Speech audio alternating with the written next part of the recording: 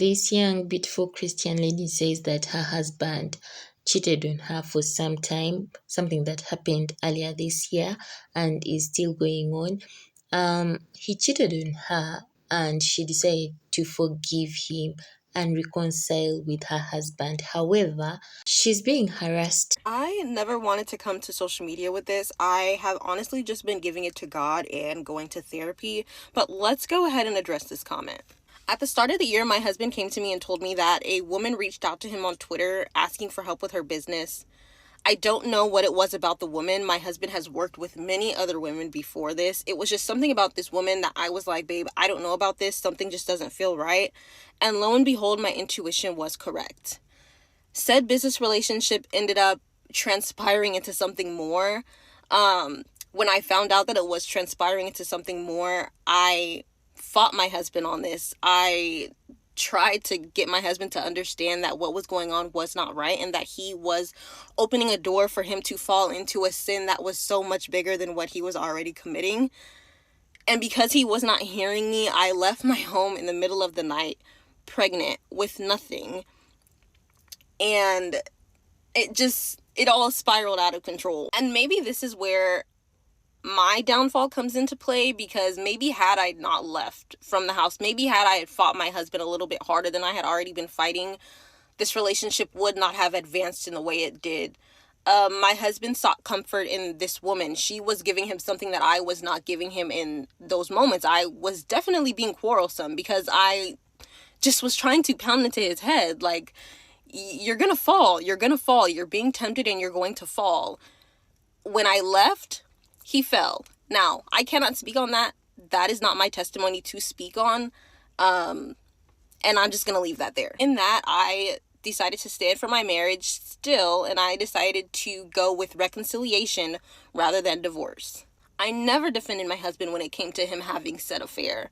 I fought my husband. Like I said, I left my house 20 weeks pregnant in the middle of the night with nothing but the clothes on my back because I was so against what was going on. I don't use godly character to hide any darkness. I speak on all the time how my marriage is not perfect. I am not a perfect person. I do use godly character in sense of extending forgiveness to my husband, extending grace to my husband, as well as the woman who was involved with the affair. I did speak to her. I spoke to her on the situation. I told her how I wanted nothing more in life but to be a wife and a mom, and how I felt like that was being attacked. I spoke life into her. I told her that she was a beautiful woman, and I didn't understand how, we were falling into what we were falling into. My husband does not abuse me. You may have seen me and my husband arguing. My husband and I were arguing as a result of the affair that was going on between you and him. But to say that my husband abuses me is a little bit extensive. And lastly, to say that I have no identity outside of my husband, I just gained one of the biggest identities that I could have possibly ever imagined. I am trying to navigate this journey of motherhood while also being a wife. And it's one of the things that I prayed for so hard, and I just feel like it's been taken away from me just because of this whole scandal. I feel like I've honestly just been living in a vortex. This literally began at the start of the year, and it's currently almost the end of the year, and here I am being harassed by this woman because my husband told her that he had to cut off the affair. As soon as the affair was cut off, it just spiraled into us being these horrible people and saying that we're trying to grow. Yes, we are trying to grow. Yes, we are trying to grow. We are trying to become stronger in our marriage, and I'm trying to, it's just so much. You're his 7, not his 10, so therefore he will consistently cheat on you. After arguing with the woman and guilt-tripping her husband into wanting to be with her, they decided to reconcile. She's still wearing the ring in the video, so yeah, they're still together. Said that she prayed over the situation, she turned to God, and she used her faith as to why she decided to reconcile with her husband. But I'm going to tell you what he used.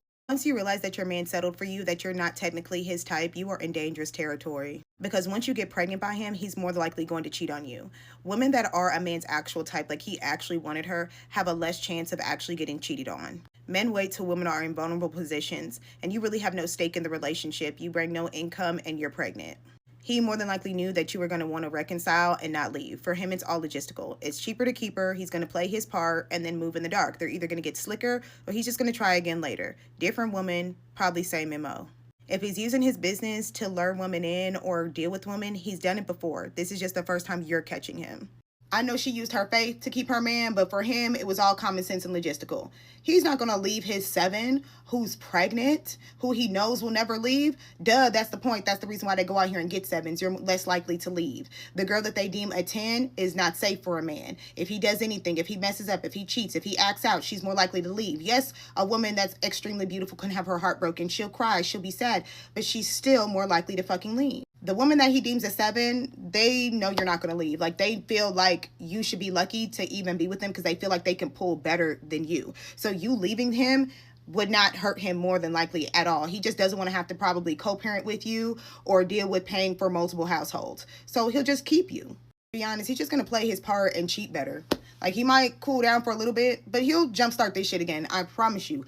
You're his 7, not his 10. That's not a good place to be in when you're dealing with these men. That is why the cheating is so high now. Men are purposely looking for 7s because they know that they won't leave. That video made my stomach hurt. My page will always be a safe space for us to have conversations about what it's like to be a Christian woman and a Christian wife. I will always speak to you with as much grace as possible because I know what it's like to live in that world. This whole situation that she is experiencing is a product of Christian woman programming. I'm not anti-reconciliation. I'm just never gonna do it. I'm never reconciling with somebody who cheated on me. But my point being, I'm not anti-reconciliation. It is possible in some cases. But what makes me the most sad about this video is not the reconciliation. It's what she went through, the fact that she warned him, and the fact that women, especially Black Christian women, are constantly taught to stay and to allow and to be gracious, while Christian men know that they can rely on the fact that you have been programmed that way. Christian men never have to grin and bear it. Christian men never have to accept the frailties of their wives. Let you not have sex for a couple weeks. Everybody at the church is going to be calling you, asking you why you're depriving your husband. But him falling, which I'm gonna come back to that, into a relationship with another woman for 3 months, by the way. So not a one night stand, not a single, 3 months. And she warned him that, hey, I see where this is going. I did the same thing, by the way. I warned my ex-husband that this girl was getting really attached and in his space. And he was like, oh, her, no, man, whole time. I want to go back to this whole idea of men falling. You don't fall into adultery. You don't fall into infidelity. You make a choice. And we have to stop dumbing down the language to make it less than what it is. We don't fall and land on people's genitalia. You made a choice. And in his case, it was a calculated choice because he knew he had feelings for that girl when he started being her quote unquote friend. I feel like I'm going to make a whole YouTube about this whole concept of the programming of Christian girls and women and the differences between that and boys. But I just want to say that I am not judging that lady because it's programmed in her to react the way that she reacted. And she did think about leaving, but she changed her mind, which is fine. I'm not anti-reconciliation. But if you don't start setting boundaries and if you don't start holding his feet to the fire about what's acceptable and what's not, you're going to end up in the same place again. It wasn't just 3 months. He didn't just only cheat on you for 3 months. He's been cheating on you. He likely is still cheating on you. And Miss Thing, let me be the first to tell you that that lady is still in your views, commenting on your videos, doing whatever it is you think harassment is, because she's still messing with your husband. Now, you probably don't think they are. They are. I don't like giving the married girls advice because I never been married. That ain't my business. I've never been married, so ask me how I know. Listen. That low-down dirty dog didn't have a serpent crawl up his back and whisper in his ear, just fall into her coochie. That's not how it happened. He found a woman online that he thought looked good, and he pursued her. And he did the things and stuff. He probably been doing it for way longer than 3 months. That's just the time frame of when you caught him. And he probably still been doing it, but he just way more sneakier now. And I need y'all to realize you leaning on religion, talking about a covenant. He broke it. It's broken. It is so broken that that other woman still has the ability to contact you. Still has the gumption in her chest to think she can talk to you. That's because he not doing nothing about it. The covenant is in shards on the floor. Sweetheart, open your eyes. Y'all are under spells. And it's sad. Because really think about saying to yourself, you 20 weeks pregnant and you walking out of your house with only the shirt on your back. He ain't even leaving. You walking out of your house with only the shirt on your back. Because he wrong.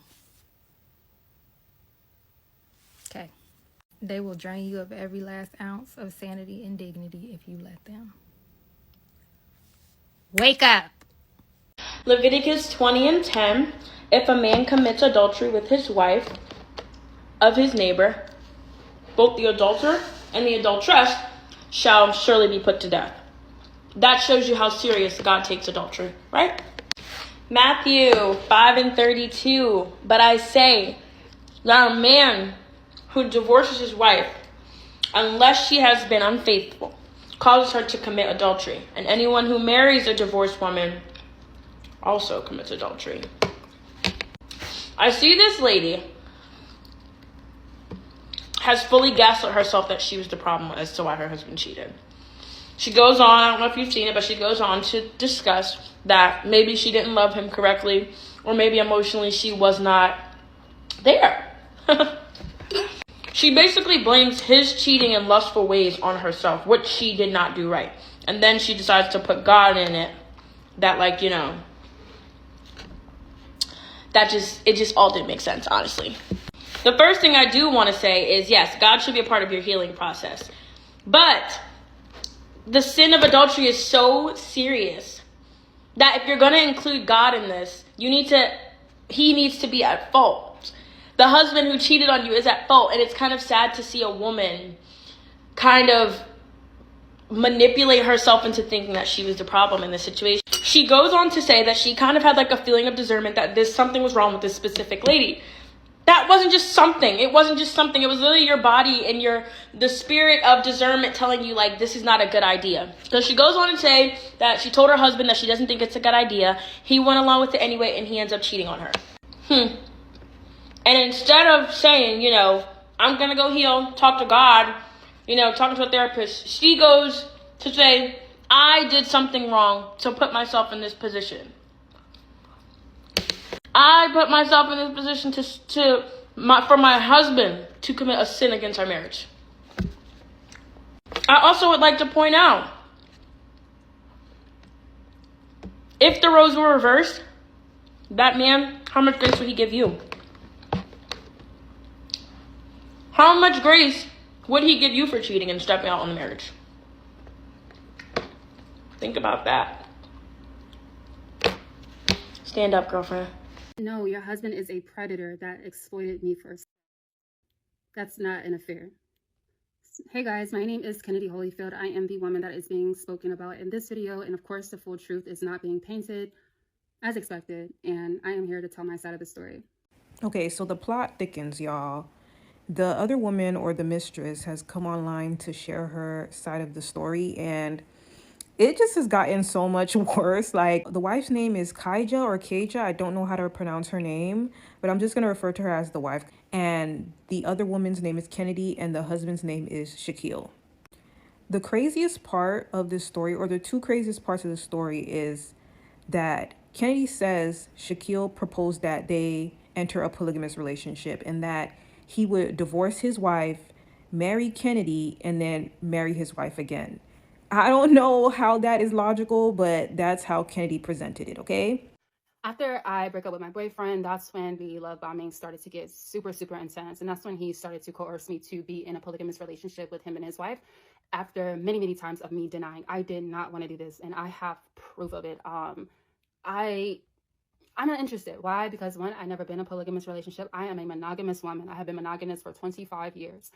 Um, I don't want to do it, pretty much. Like, I came for business. I want to focus on business, yet he kept pressuring me and coercing me to be with him and his wife.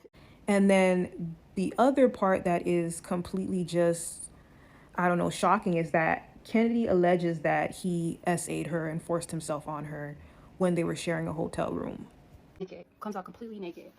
And he's like on his knees and, full body, like, and he's like, she's like, are you sure you're ready for this? Like, are you ready for this? He said something along those lines. And I'm like, no.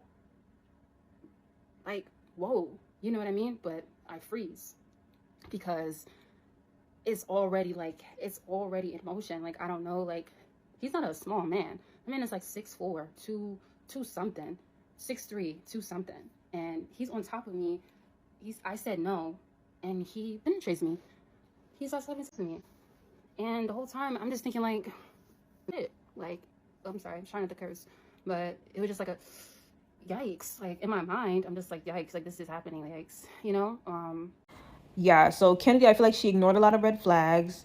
She let, and I don't want to say let, because, like, yes, you can be manipulated, but as an adult, you have autonomy, right? So making the decision to share a room with a married man, you don't want to do this polygamous relationship. You refer to him as your partner. So I'm just like, there's a lot of parts to both of their stories, Kennedy and the wife story, that I'm just like, I feel like Kennedy is providing more context, but I'm still not understanding the logic here. And so, based on the facts or, whatever's been presented to me, the only thing I can just really say in the end, both the wife and Kennedy need to leave this man alone. The wife is talking about sin and temptation, and Kennedy coming in and, ruining her fairy tale of a marriage. And, she feels like she's in this vortex due to the affair that's transpired. It's just like, girl, your husband is the problem. Like, he is the weapon formed against you. Like, you keep talking about sin, but that man is the demon. He gives manipulator. He was presenting himself as this real estate guru, and Kennedy fell for it, and that's why she wanted to work with him. She thought he was a millionaire. I don't know where the millionaire I don't know where that came from, but she thought he was a millionaire. After giving me this contract, the flirtation started very subtle. It was very, very subtle. It wasn't over. It wasn't, but it was just like, relax. But I'm thinking, like, he's this big millionaire. I want to impress him. He might, introduce me to some new clients. So whatever. So yeah, it just seems to me this Shaquille guy has many different sides to him, or facades that he puts on depending on which woman he's with.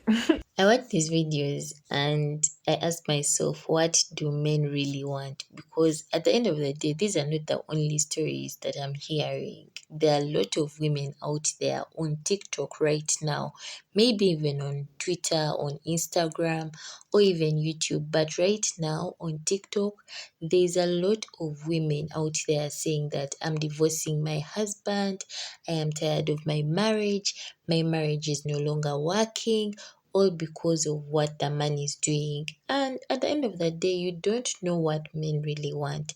For the case of this story, if you're a kind of person who knows that you're easily lured into temptation, why don't you prevent rather than to wait for a cure? Because at this point, even the other lady has enough evidence to show that the man is the problem. I beg to end here. Thank you so much for watching to the end. We meet in the next video.